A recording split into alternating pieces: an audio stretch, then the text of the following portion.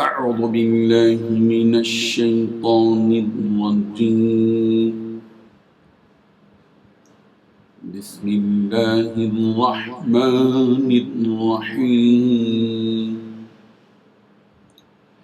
وكتبنا عليهم فيها أن النفس بالنفس والعين بالعين والأنف بالأنف والأذن بالأذن والسن بالسن والجروح قصاص فمن تصدق به فهو كفارة له ومن لم يحكم بما أنزل الله فأولئك هم الظالمون صدق الله العظيم. حاضرین و ناظرین، یہ درس نمبر 473 ہے، 473. سورہ مائدہ کی آیت نمبر 45 کی تلاوت کی گئی. 45 لفظی ترجمہ دیکھیے. وَكَتَبْنَا، اور ہم نے لکھا، علیہم ان پر، فیہا اس تورات میں، ان النفس بالنفس کہ بے شک جان کے بدلے جان ہے، والعین بالعین اور آنکھ کے بدلے آنکھ ہے، والانف بالانف اور ناک کے بدلے ناک ہے، والاذن بالاذن اور کان کے بدلے کان ہے، والسن بالسن اور دانت کے بدلے دانت ہے، والجروح قصاص اور زخموں کا قصاص. فمن پھر جو شخص تصدق معاف کر دے بھی اس زخم کو، فہوا تو وہ کفارۃ کفارہ ہوگا، لہو اس کا. ومن لم یحکم اور جو شخص فیصلہ نہ کرے، بما اس کے ساتھ جو انزل اللہ اللہ نے نازل کیا، فاولئک تو یہی لوگ ہیں الظالمون ظالم.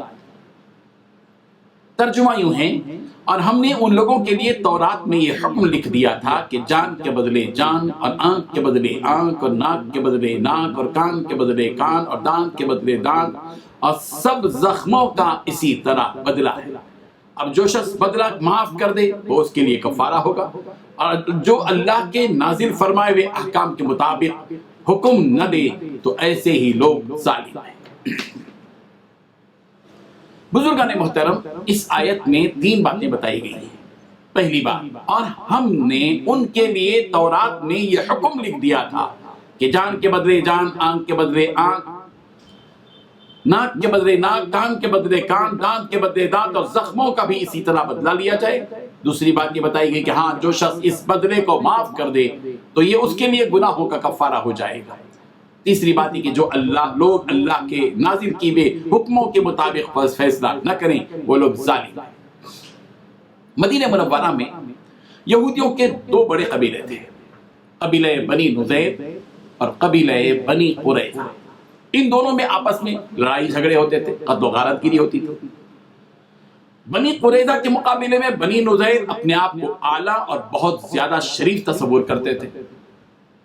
اپنے آپ کو بہتر اور برتر سمجھنے کی انتہا یہ تھی کہ اگر بنی نذیر کا کوئی شخص بنی قریظہ کے کسی شخص کو قتل کر دیتا تھا تو قصاص کے قانون کے اعتبار سے اس قاتل کو قتل کرنا ہوتا تھا، مگر بنی نذیر کے لوگ قاتل کو قصاص میں قتل کرنے نہیں دیتے تھے، اپنے آدمی کو قتل کرنے نہیں دیتے تھے، بلکہ اس کی دیت میں صرف 70 وسق کھجور دے دیتے تھے.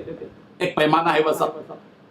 اس کے مقابلے میں جب بنی قریظہ کا کوئی شخص بنی نذیر کے کسی شخص کو قتل کر دیتا تھا تو بنی نذیر قصاص میں اس قاتل کو قتل بھی کرتے تھے اور 140 وسق کھجوریں دیت میں بھی لیتے تھے، دگنا.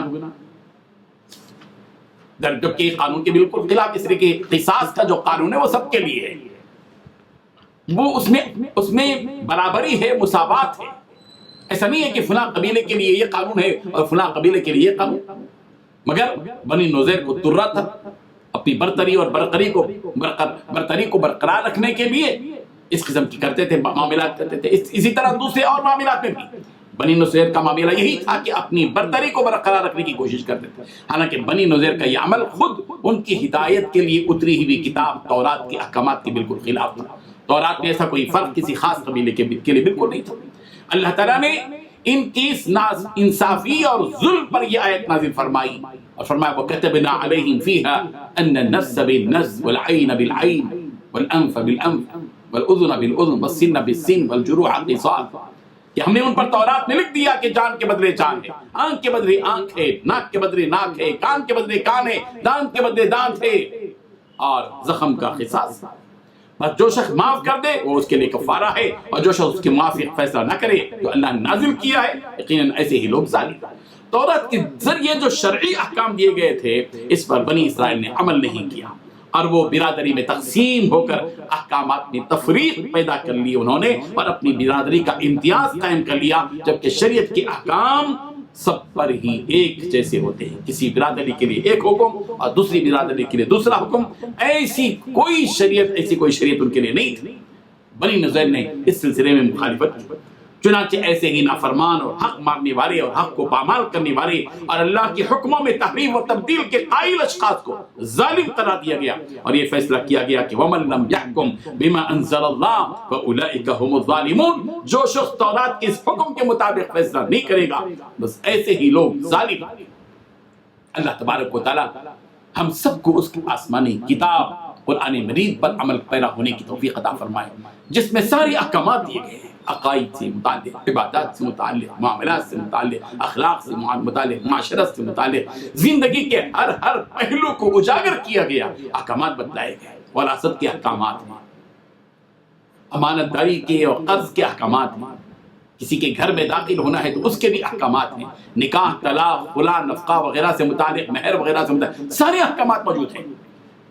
امت مسلمہ کو چاہیے کہ اللہ تعالیٰ نے جس کتاب کو ہماری نجات اور سلامتی کے لیے نازل کیا ہے ہم اس پر کار بند رہیں، اس کے قریب ہوں، اس کو پکڑے رہیں، اس کو چمٹے رہیں، اس کو اپنی زندگی کا دستور بنائیں.